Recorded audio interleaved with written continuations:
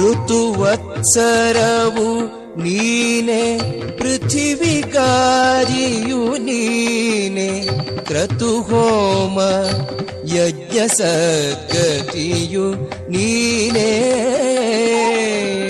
ಹಿತವಾಗಿ ಎನ್ನೊಡೆಯ ಪುರಂದರ ವಿಠಲನೆ, ಜಿತವಾಗಿ ಎನ್ನೊಡೆಯ ಪುರಂದರ ವಿಠಲನೆ, ಶ್ರುತಿಗೆ ಸಿಲುಕದ ಅಪ್ರತಿಮ ಮಹಿಮ ನೀನೇ.